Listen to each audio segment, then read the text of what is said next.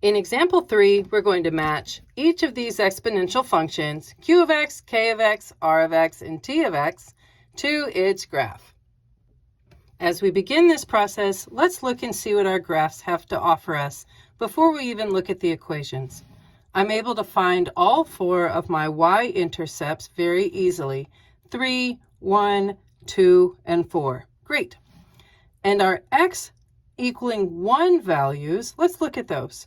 So our first x equaling 1 is just below 1, not by a whole lot, but by something. So below 1.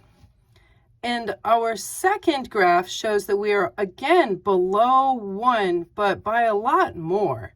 So this is still below 1, almost 0. In our third graph, we see that x at 1 is again below 1, but it looks very similar to the one right above it. Not identical, but very similar. So it's just below 1.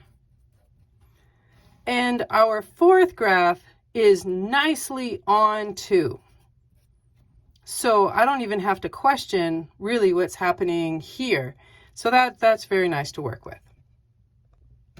Our first exponential function reads q of x is equal to 3 times the quantity 1 over 4 to the x power. So A is a genuine 3. That's pretty nifty. And because we have no symbol in front of it, we know it is a positive 3. This tells us that our graph will be traveling upwards to the right, or it will be traveling down and bottoming out to the right. Great. B is 1/4, which is definitely less than 1. And if you need for your brain's sake a decimal value, that's 0.25. So 25/100ths. Yes. And so those graphs where b is less than 1 either travel down, bottoming out to the right, or up and flattening out to the right. There we go. So we see, okay, what do these two A and B value graph types have in common? Aha. So this is going to be a graph that travels down and flattens out to the right, which all 4 of these options are. So we are in agreement right now with what we were given in the pictures. So C is not visible, so we know that we have not added or subtracted any specific value. C is 0. And now let's go find our y-intercept from A plus C. So with A equaling 3 and C equaling 0, that tells us our y-intercept is equal to 3. So right here, I only have one graph with a y-intercept equaling 3. So let's verify that this is our q of x equation by looking at a quick table of x and y values. So our y-intercept 0, 3, and then when x is equal to 1. So if I have 3 times 1/4 to the first power, that ends up being 3 to the 1/4. And 3 times 1/4 is 3/4. There you go, simple fraction multiplication. And if you need a decimal value, that's 0.75.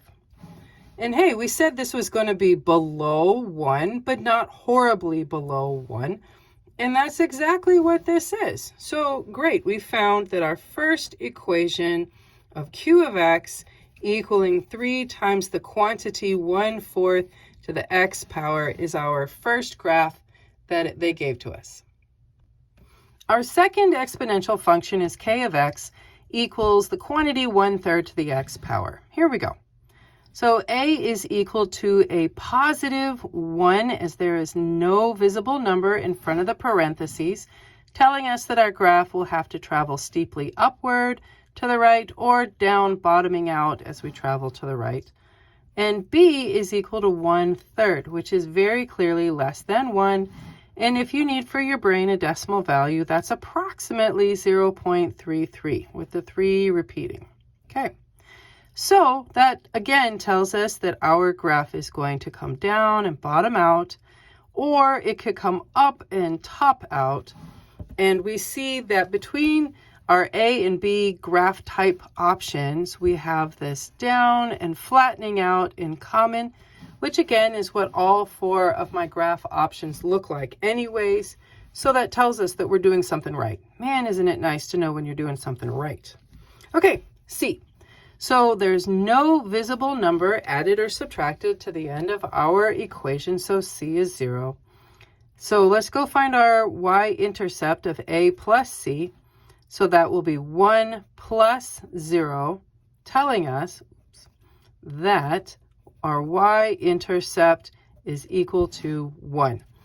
And here it is. So we only have one graph with a y-intercept equaling 1. That's it. So most likely, that's going to be the graph that we need. Let's go verify. And we'll do that by making a tiny table with x and y values of 0 and 1 for x. So our y-intercept when x is 0 is equal to 1. And our value of x equaling 1, let's plug that in. So 1/3 to the first power, any number in the whole wide world to the first power, is just equal to itself, 1/3. And we know that 1/3 written as a decimal is approximately 0.33, where the 3's repeat. And that is very below 1, almost 0. So that's in agreement with what we thought at the beginning. So that's really nice. And we see that our second graph will be k of x is equal to the quantity 1/3 to the x power. Our third exponential function is r of x is equal to 4 times 1/2 to the x power. So let's go see what happens. So a is the number in front of our parentheses, which is very much a positive 4. Great, nice and visible, easy to work with. So as it travels to the right, we'll either be going upward, nice and steep, or we'll be coming down and flattening out to the right. And b is equal to 1/2, which is most definitely less than 1. And we know from the introduction that b values less than 1 are going to be coming down and flattening out, or coming up and flattening out. And as we've seen before, those two A and B values have a similar type graph coming down and flattening out, as both of our last options remaining are in that style. So that's super. We know that with nothing added or subtracted at the end of our function, that we have a C value equaling 0, which helps us to find our y-intercept as 4 plus 0, telling us that our y-intercept is 4. So between these two graph options, our fourth and final option is the only one that has a y-intercept equaling 4. So this is most likely our correct graph for our r of x equation. Let's go make sure. So if we build our tiny table of x and y values, where I have my y-intercept and x is equaling 1, I know my y-intercept is 4. And let's plug in a 1 into our equation and see what happens. So 4 times 1/2 to the first power. So 1/2 to the first power, well, that's just 1/2. And half of 4, well, that's 2. And that is exactly the coordinate point that we found right here, nice and easy to work with. So that tells us our fourth available graph is our r of x, which equals 4 times the quantity of 1/2 to the x power. So let's go talk about t of x equals 2 times the quantity 1/3 to the x power. Our third graph is the only one that we haven't named so far with its a personal appropriate exponential function. So it stands to reason that this third graph will be t of x, but let's verify. As always, gotta verify. So let's start with A. A is a positive 2. So our graph will either travel up and to the right steeply or down, flatten out to the right. B is 1/3, which is definitely less than 1. And as we stated earlier, if you need a decimal version, that is 0.33 repeating. And those styles of graphs where b is less than 1 will either come down and flatten out. Oops, that got a little bit more tight in the corner than necessary. Or it'll come up and flatten out. There we are. So we again see an agreement between A and B of the style of curve that we should be expecting, and that is what we see here, and that's helpful. We know that if nothing is added or subtracted visibly at the end of our equation, that C is equal to 0. And then we're going to use that to go and find our y-intercept, where A is 2 and C is 0. So my y-intercept is equal to 2. And it is.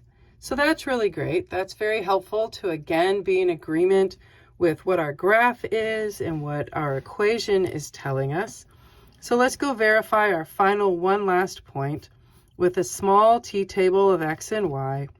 So I look at x values of 0 and 1. So when x is 0, my y-intercept is 2, which we already found. And then plugging in a 1 for the x, if I have 2 times 1/3 to the first power. So 1/3 to the first power is just 1/3. And 2 times 1/3 is equal to 2/3. And again, if you are in need of a decimal to help your brain, that is 0.66 repeating. And that is basically what we have here. We said it was less than 1, but not catastrophically less than 1. So this is 0.66 with the 6's repeating. And we have our equation of t of x is equal to 2 times 1/3 to the x power. And there you go.